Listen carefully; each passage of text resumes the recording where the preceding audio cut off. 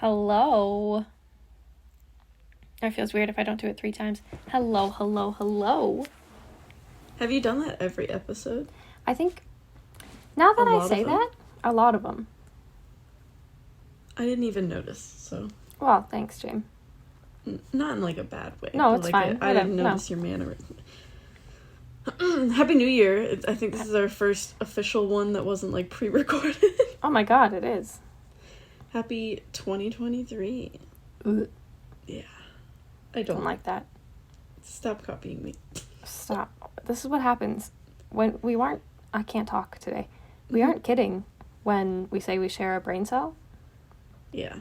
This is like the third thing in the last 20 minutes that's come out of our mouths at the exact same time. And we haven't even, like, talked in a while. We haven't, like, FaceTimed in, like, what, a month? 2 months? Yeah. No, like a month. It's Christmas. It's been like a week. Well, on way to test. Yeah. Never mind. We said a lot of stuff the same, too, though, then. That's true. But this is what happens when you are best friends for 17 years. You go a week without FaceTiming and you're like, what, it's been like 2 months? I don't even know what's going on in your life anymore. Except I do, because we text every day. I consistently send memes and TikToks and... So many. I don't even know if you watch them, but I laugh at them myself. Okay. This is the funniest part, because you, our friend Holland, and Connor all send me TikToks all the time. Mm-hmm. But as you all know, I do not have TikTok. Mm-hmm. So they all get mad at me for not having TikTok. And the fact that they have to go out of their way to send it on Facebook or through text because or it's on so much Instagram. More work. Then don't send them to me. But then you miss out on this really funny thing that happened. I can't win. So. You can win if you just get TikTok. I refuse. Let the government of China listen in on your conversations. No. They don't need to see my stupid videos. Oh? It's bad enough when I see them. Actually, you know what? Connor found your TikTok the other day and sent me a video of myself. Yeah. What the fuck? That's the one I told you about. I said I posted you on there, and you said, show me. And I said, no. Yeah, and then he sent it to me. It was me. It was Smash or Pass with Harry Potter characters. You little freak. Yeah.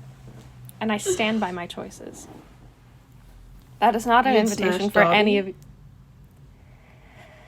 Anyway, that is not an invitation for any of you to go looking for Jamie's TikTok. No, please do. No. I'd love the views. Anyway. And my handle is, No. No. I don't do the editing anymore, so I can't cut that out. Yeah. Oh yeah, that's another thing. Jamie is now in charge of editing, so if it's bad, tough. Yeah, if it's bad, start sponsoring us. Yeah, that sucks. So we can afford to hire an editor. Oh my god, that'd be so nice. Because, yeah. We also hit 2,000 plays. Over 2,000 plays. Did we? We did. I forgot. Mm-hmm. If you add YouTube in there, then yeah. That's true. So let's Look at us go. Aww. Look at us. Who would have thought? Not me. Not me either. Also, in good news, I signed our first piece of fan... How would you describe that? I signed our first autograph, like... Yeah. So, you know who you are. Thank you. That's ominous. Well, I know they're listening. You know who you are. Even creepier. I know you're listening. I know who you are. They whipped out a creepy coffee mug and said, will you sign it for your creepy coffee? And I was like, oh my god. I will, but I'm so embarrassed. And I don't have good handwriting, so it's just like a 9-year-old wrote creeps and coffee on a coffee mug. I will say, and you know I say this with the utmost love for you, when you told me that you were the one to sign the autograph, I was like, oh no. I know. I was like, I really wish Kate was here to do that. Because one of us does calligraphy. And it's the not other me. one can't read her own handwriting. Yeah, the other one keyboard smashes, but with a pencil and paper. Yeah, exactly. Yeah. Do you have anything else exciting you want to share? Not really. I just got, well, not just. I've been back for a week and a half now. But I got back from England. I had a good time. Despite not getting your luggage the entire Yeah, didn't have my luggage trip. the whole time. I got my luggage back 2 days after I got back in Canada. I was there for 2 weeks. So I don't think they even tried to ship it. I think they left it and were like, oh well. Yeah, I agree. Which is awful. All of a sudden they found it in Manchester. Did you have to pay for your luggage? I paid an extra $100 because it was overweight. Because I had all of my boyfriend's family's Christmas presents in it. Yeah. Did you get reimbursed or anything? Not yet. Oh, God. I filed the claim, so... So you'll get that in like 6 months-ish. Yeah. We shall see. So, you know. Hmm. The good luck continues. Yeah.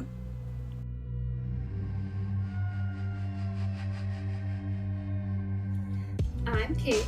And I'm Jane, and this is Creeps and Coffee. A show where we talk about the dark parts of the world around us. Cryptids, conspiracies, things that go bump in the night. And the crimes behind the scariest creatures of all, humans. Join us as we take a look at the stories sure to give you the creeps. Pull up a seat, grab a coffee, and let's have a chat. As weird as it is, I'm kind of excited for this episode. Because I feel like this is the first chance we've had in a while to talk about, like, current true crime. Yeah. I know it's been a couple of years since this case. But it's still, like, it's very present in the minds of the people who have experienced it. Mm-hmm. It's a creepy thing. It, unfortunately, it hits quite close to home for me in terms of some of the stuff. So, I'm kind of excited for it. Yeah.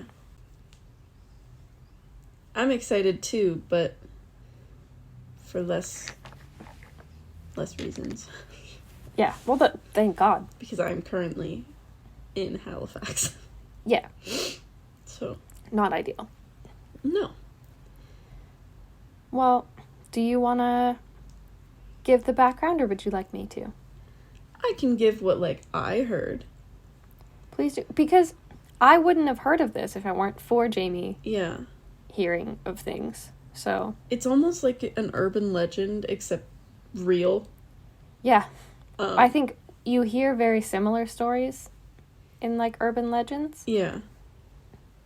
But, yeah, you're right. This one... But this one has, witnesses. And, yeah. Ooh. Shit. So... Yeah, I'll preface this by saying this was just from the multiple accounts that I've heard. So I went to school at Dalhousie University. Ooh. Okay. Sorry. So while I was there, I had somebody nonchalantly be like, oh, by the way, lock your door when I was heading back to my dorm room. And I was like, yeah, I always do. Why would you say that? I'm paranoid of everything. Yeah, I like true crime. Obviously, I'm locking my doors and windows. Mm-hmm. And they were like, oh, well, the Halifax Watcher. And I was like, the who? So, the Halifax Watcher, also known as the Halifax Sleep Watcher, was this, I'm going to assume, creepy guy. Yes. I'm going to say it's a dude. Who would break into people's houses near Dalhousie, and watch women sleep. Just watching them sleep. He would never hurt them or kill them. So, it's still, if anything, that's more threatening to me. I agree. Why, what do you get out of this then? It's that feeling of, what if? Yeah. Because we'll talk about it in more detail, but in a lot of these cases, obviously the women woke up and saw someone there. And so freaked out. Who knows how long he was there. Yeah. But who knows what else he would have done. Well, exactly. If they hadn't woken up. And unfortunately, it was a lot of university female students, all living, like, on campus or near campus, and that was, like, his prime area.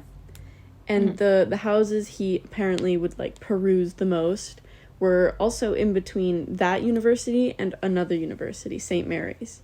Because those are within, like, 25-minute walking distance of each other. I always forget that they're so close. Yeah, so he definitely was going in between just being creepy.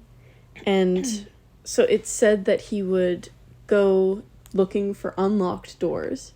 And if they were unlocked, he'd just go in and then find the people's rooms and watch.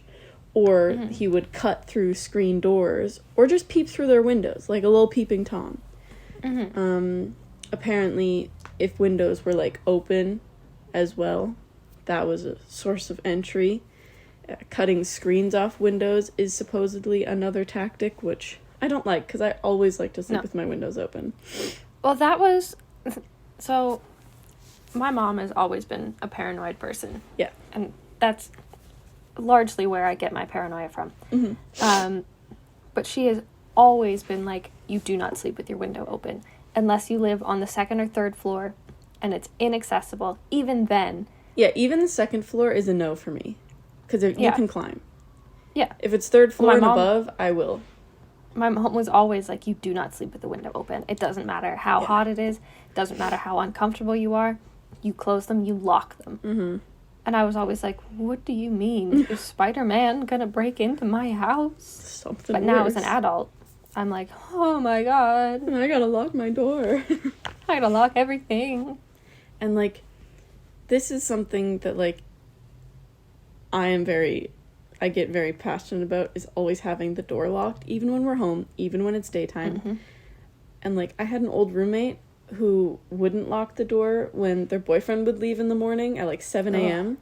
And I didn't think it was a big deal, because I'm up by, like, 10, 11, 12. So it's, like, only a few hours. And I'm like, no.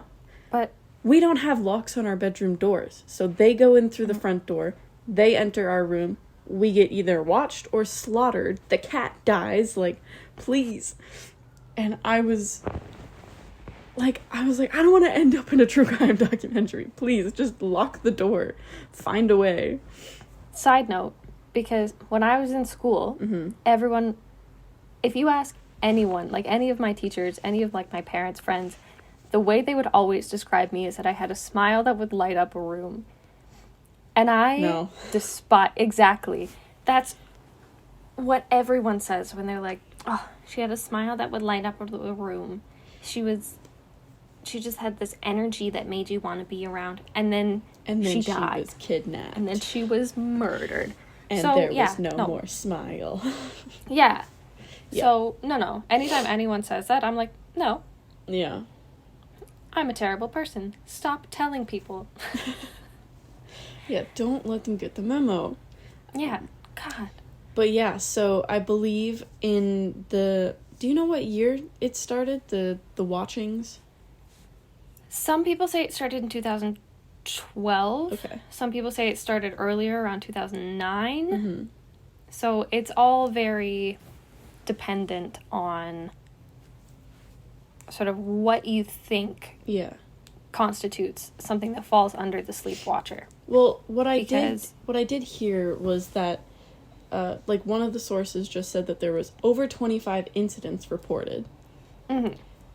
Over 25 incidents reported. What went unreported? And also, what did that person succeed in? How many times was he not caught watching people? Exactly. Well, they think those 25 events that are linked to this sleep watcher happened during about an 8-year period. So you're absolutely right.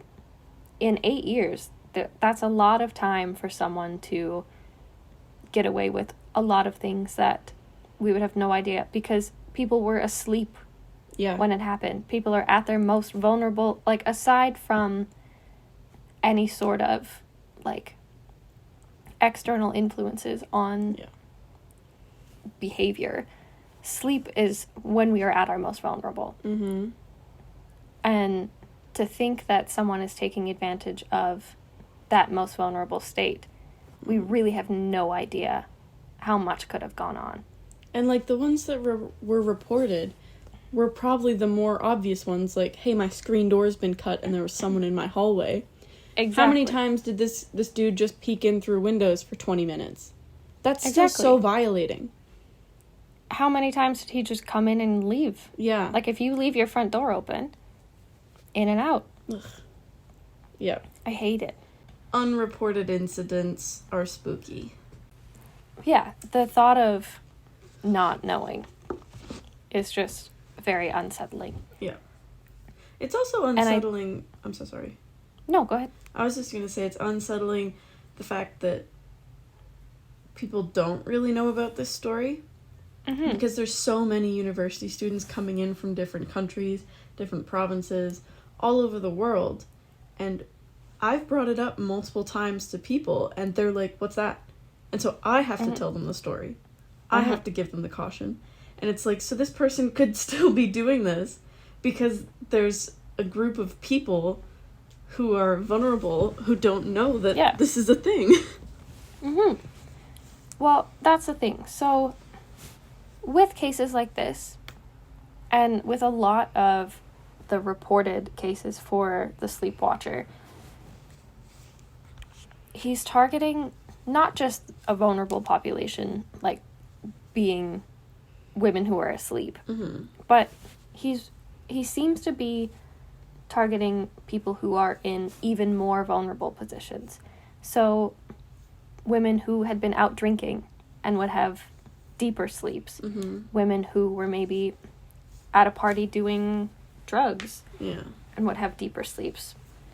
So he's young students who are in environments like this where they're more likely to be in those positions. And people with roommates and friends who, like, literally say, like, I'll leave the door unlocked for you when you get in. Exactly. Yeah. And I think what's extra unsettling for me about that is that he's clearly been watching them. Yeah. It's not just like he was going around looking for unlocked doors. He's clearly kept an eye on them, at least for the day, to some sort of extent, to know when they're going to be asleep. Because if you think about when we were in university, like when we were in undergrad, we wouldn't sleep until 4 or 5 o'clock in the morning. You're either working on papers, you're working on assignments, you're just too tired to get stuff done during the day, so you stay up. Yeah. Like, you have to do what he's done. You have to know when they're sleeping. You have to know the patterns. You have to know when other people might not be home. If a roommate has gone out to go stay at a friend's. I didn't think of that. It's stuff that you don't think twice about because it's part of your routine. Yeah. But as nice and comforting as routines can be, they can also be some of the most dangerous things that you can be in. What's the saying? Serial killers love routines or something? Yeah. Yeah, absolutely they do. And unfortunately, I know a lot about this firsthand. You are a creature of habit? Not only am I a creature of habit, I'm a creature who has had stalkers before. Plural. And plural, yeah. How lucky am I? Yeah. How many times have I dealt with the police about stalking incidents? And they've done nothing. It's absolutely nothing. They're like, that sucks. Anyway, have a good one. I can see how uncomfortable that must be. Try breaking your routine. Anyway, call us if you get killed. Bye. Yeah, it's great. Anyway, but there's things that you pick up on that you just can't do things in a consistent way. You can't trust that people... It sounds so paranoid, but you really can't trust that people aren't keeping an eye on it. Yeah. You can't just trust that people are going to be good, genuine people. You need to always have that, sort of have your wits about you. And that's not to say that these women are at fault for, not in any sense is this their fault for being violated in the way that they were. But just a word of advice for anyone listening, not just women.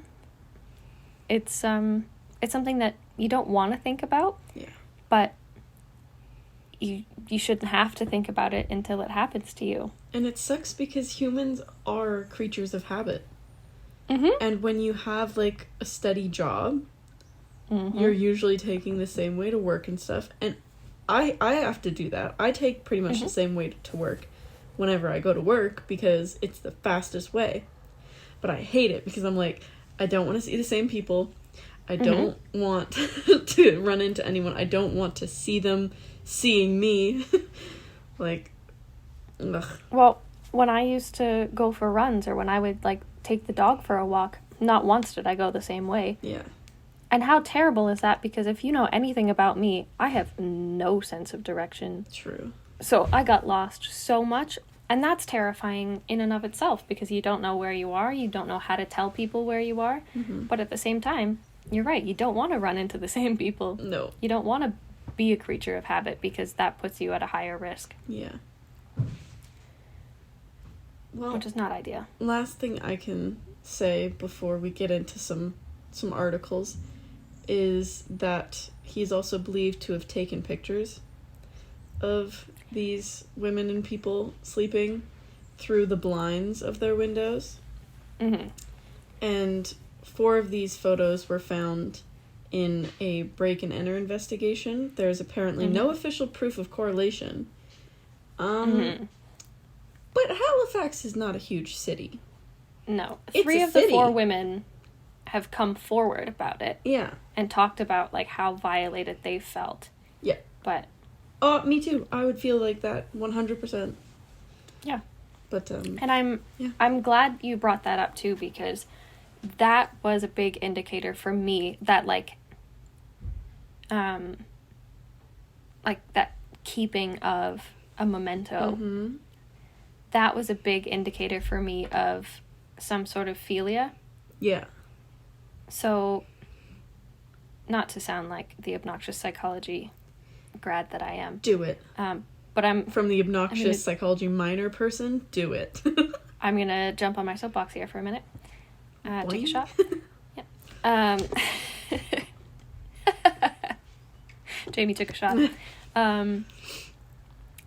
So, aphilia, when most people think of the word philia... Ophelia. Sorry. Well, there's that. But if you think of aphilia, what's the first type of philia that comes to mind? Hamlet. Shut up. Necrophilia. Interesting. That's not the one that I thought would be... Yeah. Yep. Okay, folks, we just learned a lot about No, you Jamie. did not learn anything. It was just the first one that came to my mind. Exactly. Would you prefer it be children? Well, that was the most common one, not fucking dead bodies. But sure, James. Well, I guess. She got all flustered. I hate you. Get on your soapbox. Tell the story. But you're absolutely right. So things like pedophilia, necrophilia, things that are talked about more often in the media. So philias are abnormal sexual desires. They don't always manifest in sexual behaviors. Unfortunately, there are plenty of people who identify as pedophiles that don't act, that recognize that it's abnormal and unhealthy and illegal and will never act on their attraction to children. There's plenty of people who are necrophiles who will never get their hands on a dead body and will not, like, willingly kill people just for the sake of fucking a corpse. Okay. But philias are... I have a question. Yes. Is bestiality considered a philia? Or is that something else? It's along the same... Well, there is, like, a philia... I don't remember what it's called. So bestiality is, like, the act of doing it. Yeah, so zoophilia would be the attraction towards animals. So what's the difference between that and bestiality? Well, I was just going to say bestiality is, like, the actual act.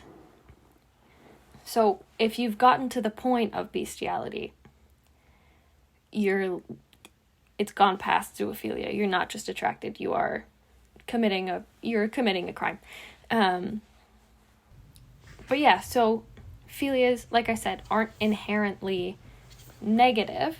They are abnormal by society standards, and I'm not saying that they should be normalized, because they're not. So if we think of, there's something called somnophilia. Okay. Which is a fetish, which is basically what philias are, in which a person becomes sexually aroused by seeing others sleep. Oh. So if you think about, like, Twilight, Or Edward watching Bella sleep, and unfortunately, I can tell you that hint, or that example, not because I've ever seen Twilight, but because my boyfriend has, and loves it. It's true. It is true. A somnophiliac can watch someone sleep, watch someone fall asleep, or watch them wake up, and have the same level of excitement and arousal as someone would having sex. Oh. In the same way that a pedophile can get aroused by a child doing child things, or a necrophile can be aroused by a dead body. So that's what we think the Watcher? So from what I've heard, read, seen, Gathered, that's a good word for it. Thank you. It seems along the lines of what this person might be feeling. So somnophilia is also called Sleeping Beauty syndrome. Because let's not even talk about how weird that story is. Don't even get me started. Yeah, but just like any other philia, it's not always dangerous. People can absolutely consent to pretending to be asleep, pre-consenting to sexual acts, like knowing that your partner is going to touch themselves when you're asleep. As long as there's consent involved, Yeah, that's different. it can be just another fetish. But when somnophilia crosses that line, it becomes dangerous, becomes predatory, becomes these things that are unsettling. I feel like that's the word of the day. I don't know how many times I've said unsettling. But when people are acting on impulse and avoiding that consent, taking pictures of people through the windows, committing crimes to get to watch people sleep, that's when it becomes something that is to be of note, and something that is very obviously illegal, and what could be considered a level of sexual assault. Also, probably not if it started in like 2009, but definitely nowadays, if you're into that, you can pay someone. You definitely could in 2009 on a too. Streaming service or something. It could be virtual. Be like, record yourself sleeping for 8 hours and I'll give you $50. Someone will do it. 100%. Like, but I think it gets to a level with someone like the Sleep Watcher. It's not enough. Where indulging their fetish, exactly, it isn't enough to have the consent. They need to have the power that's involved in a non-consenting interaction. So he's looking for power. He's looking for that gratification that comes from being a gross human. Yeah. And unfortunately, he got it at least 25 times. Yeah. That's always something to consider. That has never been proven, because technically speaking, they haven't caught him. Yeah. And that's where the big problems come in. Yeah. We get into that fact. He was never caught. Yeah. So, that being said, there was an arrest made. You want to tell us about that? I would love to. So, when was he arrested? In 2012, a man named Barry Sinclair was arrested in Halifax on one count of break and enter. They don't... Can I also mention, apparently, he was caught back in 1980 for a set of break-ins as well. Yeah, so he had actually a really long rap sheet. Yeah, a lot of previous Like Jamie said, dating back to 1980, he also had 3 charges of break and enter. He had a break and enter and a committing of sexual assault. Yep. 5 charges of break and enter with intent. So whether that be intent to sexually assault, intent to harm, not good intent. He had a charge for indecent exposure, armed robbery, and then 2 counts of trespassing at night. So, not a great guy. He was also, like, accused of, it was, like, voyeurism-related offenses. Absolutely. And do you want to explain what voyeurism is? So, I mean, I just went off on a different soapbox. But voyeurism is also tied with different philias. Mm-hmm. So, voyeurism is the act of, I think it's public acts of indecency in both watching and being watched. So when he did the indecent exposure, like, you always think of, like, the guys in the trench coats that flashed women in, like, the 50s and 60s. Mm-hmm. That sort of trope Mm-hmm.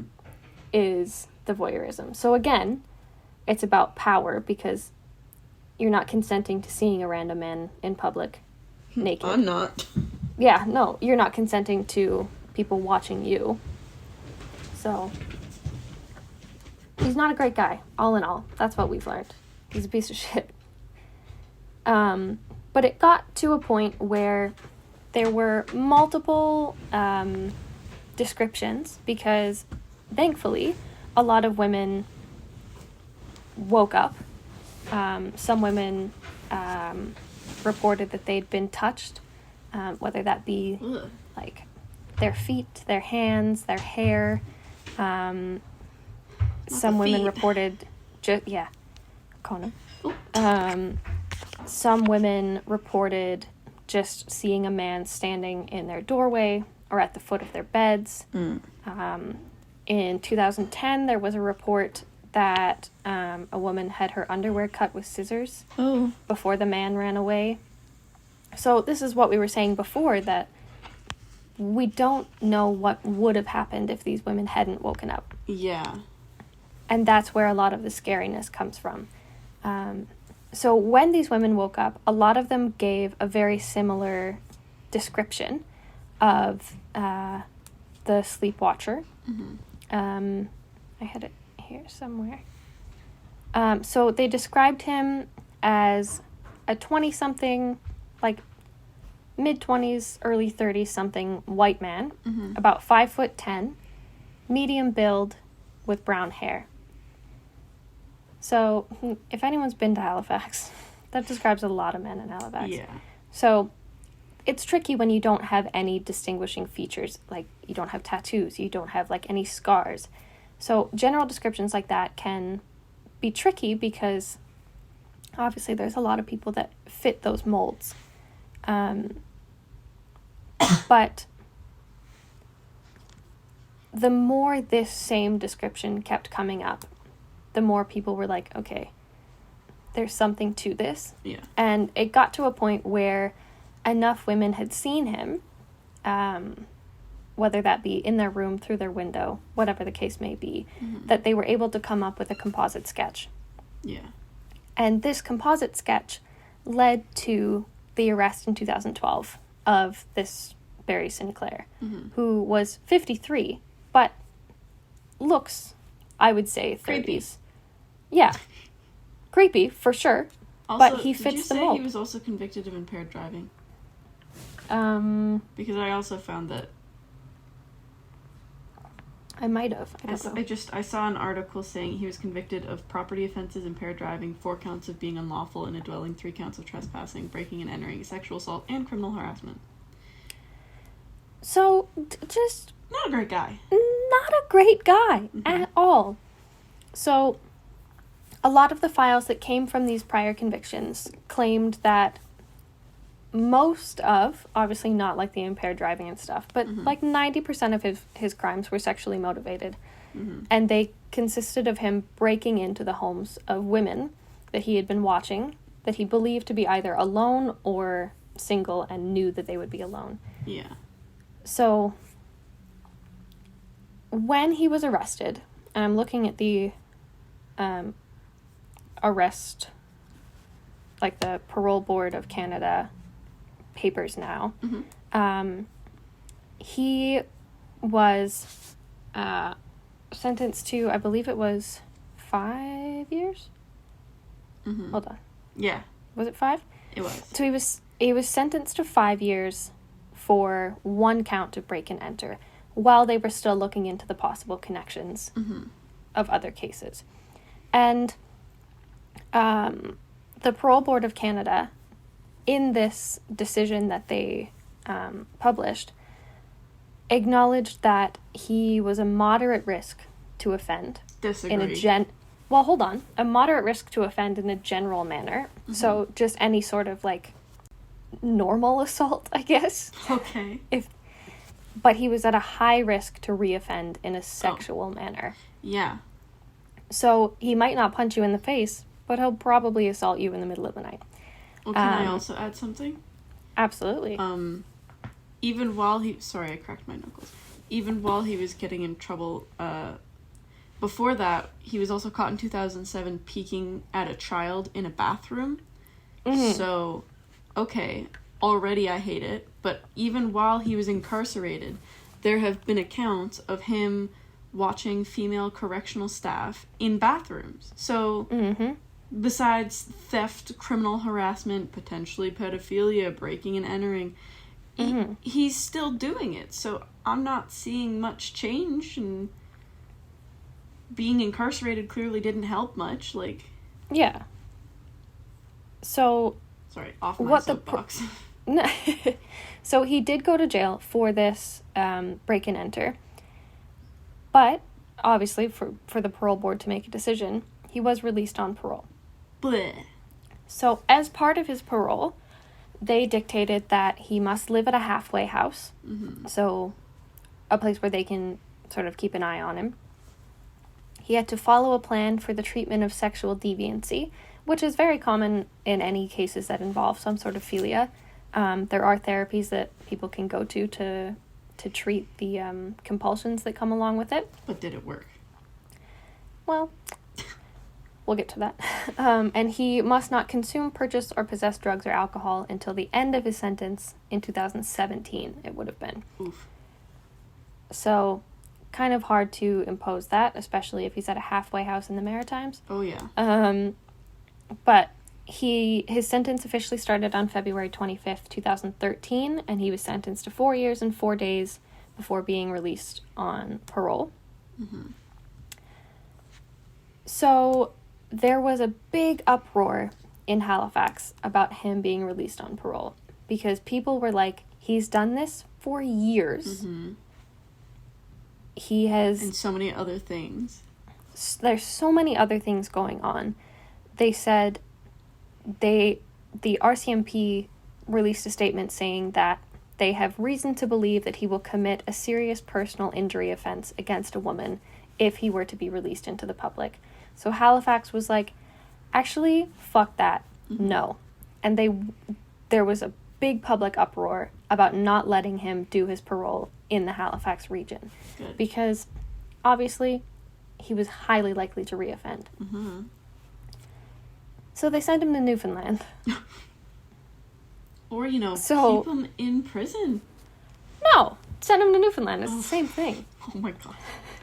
Sorry to our listeners in Newfoundland and Labrador. I'm not sorry. I'm sure you guys are lovely people. I hate your province. Okay, yeah. I love Newfies. I think they're the greatest people in the country. But Newfoundland is my nightmare. Okay, that's how I feel about Labrador. Exactly. People, you're fine. The place itself is a pile of poopy. Exactly. So they sent Sinclair to live in St. John's, which is the only city that feels like a city in Newfoundland, if you can say that. It is probably the only city. Yeah. But hey, he's out now. He's a changed man, says himself. Yeah. So... He says he's changed. Has he changed? No. So, when he got sent to Newfoundland, the police in Newfoundland were like, oh my god, we don't want this guy. So, they placed him under an interim court order to ensure public safety. Mm-hmm. So this was basically saying he, couldn't do certain things, he couldn't go certain places, had to have certain restrictions placed on him. And they said that the order would remain in effect while the Newfoundland Provincial Court were trying to figure out what they were supposed to do, what they were going to do. Mm-hmm. So they said that this was a preventative method Mm-hmm. of making sure that the people in St. John's were safe.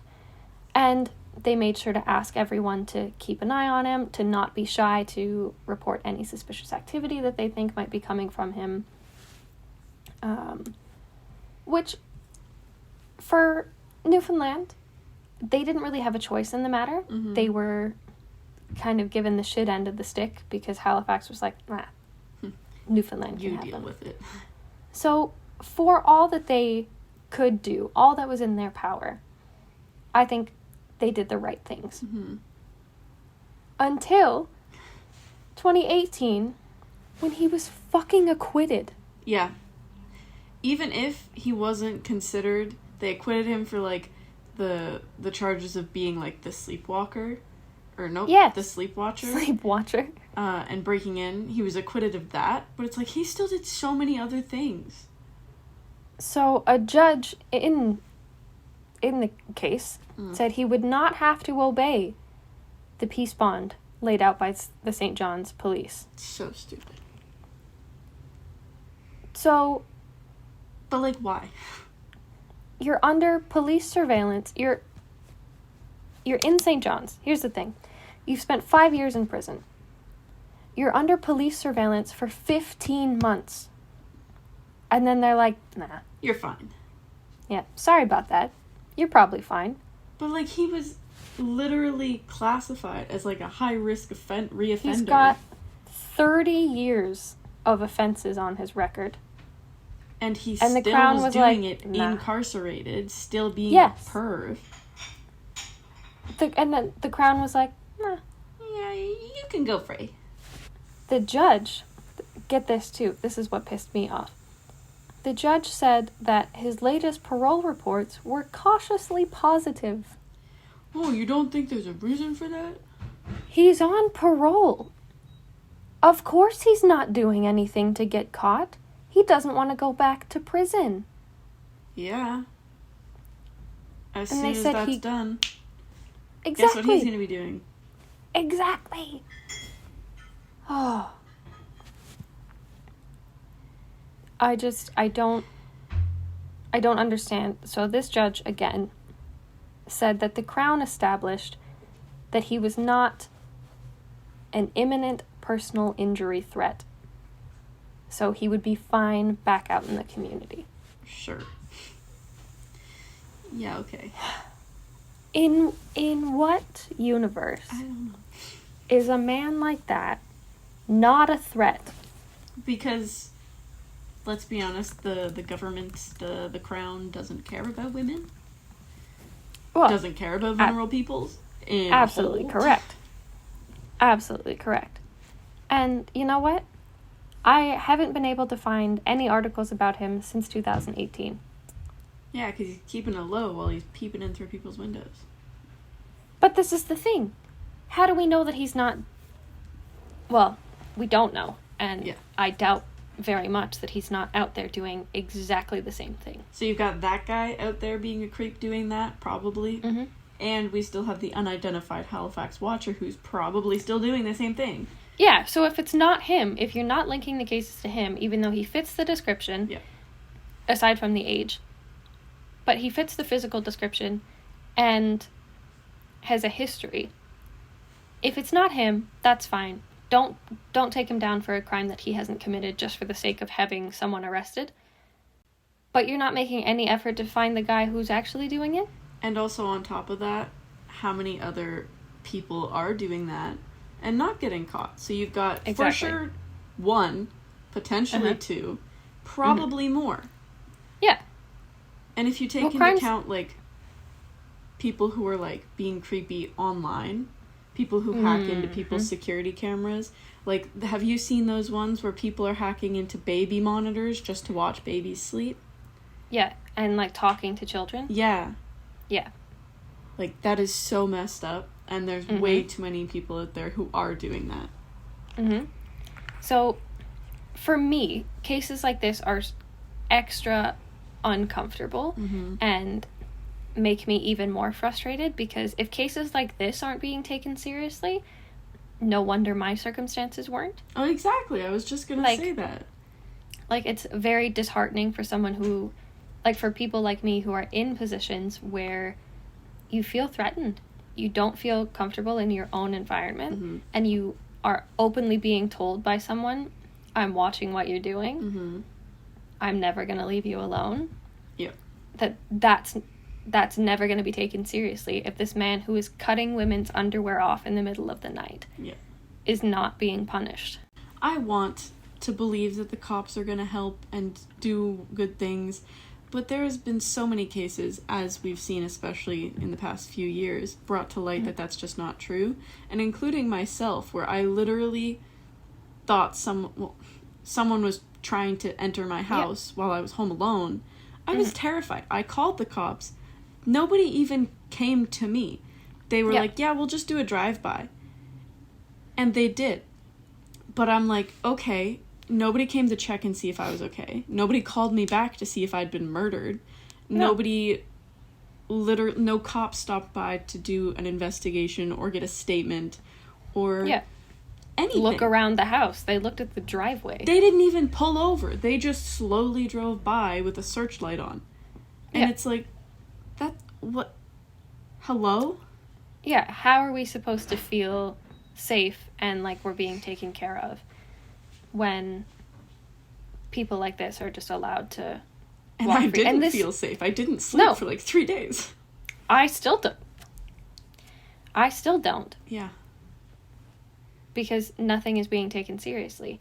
And I feel bad for these women in Halifax. Yeah. Including yourself, who you never... I mean, not just Halifax, because stuff like that could happen everywhere. Like we said, this is sort of an urban legend that is developed all over. And that breaks my heart, too, because it's happening all over. And women are just told, it happens. Lock your door. Especially, like, with your circumstances, anyone with a stalker, the police or whoever is like, no, you need them to have done more than that. And it's like, but they're waiting outside my house. They're watching me. They're doing this, but that's not enough. They need to actually, like, attack you for it to maybe be taken seriously. Well, exactly. I don't know how many times I've been told that a threat means nothing. It's like, it's sure, okay. Yeah, just, actually, I'm pretty sure that's the warning, but, whatever. Yeah, so. But cases like this are unfortunately not unique. And like I said before, it's disheartening to think that people like Barry Sinclair are allowed to roam free, and these women are left with no sense of security, safety. Even if you're locking your doors, even if you're doing everything right, it's never going to stop someone who's intent on being a piece of shit. So, and even if you are locking your doors, locking your windows, hey, if you go to sleep with the computer on and your camera open, someone might hack into it and watch you sleep. And I say that as I have a cover on all of my cameras because I'm scared of that. We are fine, though. We have no paranoia. We are completely okay all the time. Listen, I would rather be overly cautious and alive. Exactly. But that's the reality. You gotta be overly cautious. Unfortunately. Yeah. Or maybe that's just our mothers. Well, if you guys have heard anything, because I know we have some listeners in Halifax. If you have heard anything about the Sleep Watcher or if know you've had anyone somebody who peeping has. through your window, let us know. Yeah. We'll kill him. I have a sword. She does. So you let me know. I'll handle it. I have a boyfriend who I make do all of my fighting for me. He is my weapon. I will say, if anybody hears of a masked sword vigilante running around Halifax, you know nothing about it. You know nothing. It's crazy. I don't even know anyone who has a sword, especially not a purple striped one. That's so weird. My question is, where are you getting the mask? I'll buy one. I mean, okay. I won't buy one because it's not me. No, the person who would be doing it. Well, you know, I don't know. That's crazy. Who would ever think of that? We gotta go. Suddenly, we really need to go. Suddenly, I actually have to go. I have plans. I have a prior engagement. Shink. Well, if you enjoyed today's episode, if you have anything to add, we would love to hear your feedback. We'd love to hear your thoughts, your experiences. You can send us an email at creepsandcoffee@gmail.com. Mm-hmm. You can leave a comment or send us a message on our Instagram or our Twitter at creepsandcoffee. You can help support the show and help us get an editor so Jamie doesn't have to figure it out. Please, I'm so bad at it. And so that you can help fuel our caffeine-induced recording sessions. You can do that over at buymeacoffee.com/creepsandcoffee. If you want an autograph, just ask. Ask Caitlin, not me. Yep, correct. But yeah, I'm happy we're doing more true crime again. Mm-hmm. I feel like we took a little break for some reason. We did. We got really into ghosts. Yeah, conspiracies, spooky stuff. This is the thing with us. We did a lot of conspiracies all at once. We did a lot of cryptids all at once. Mm. A lot of ghost stories. And then we were like, hey. Gotta get back to our roots. What about real life? Because it's been a while. And even this one, nobody's died from it that we know of. Thank God. That's not going to be the case for our next episode. True. I was like, what are we doing? But yeah, lots of people in the next one. Yeah. So stay tuned for that. That one's tuned. Exciting. Any guesses on what it could be? I'm going to... Very good guess. I will give one hint. I'm definitely going to be starting the next episode rapping. Oh, no. Oh, yeah. If you understand that, you might know. Did you understand? Hint, actually. Of course I understood. Yeah. Who do you think I am? Hi. All right. That's a burger. Well, that is it for us today, friends. Thank you for listening. Yeah. And we'll chat with you next episode. Stay alive. Please. We love you. Bye. Bye. Creeps and Coffee is produced and edited by us, Kate and James. Our theme music is Stuck in a Hole by Dated. For more information on where to find them, check out the link in our show notes. And to connect with us, follow us on Instagram and Twitter at Creeps and Coffee.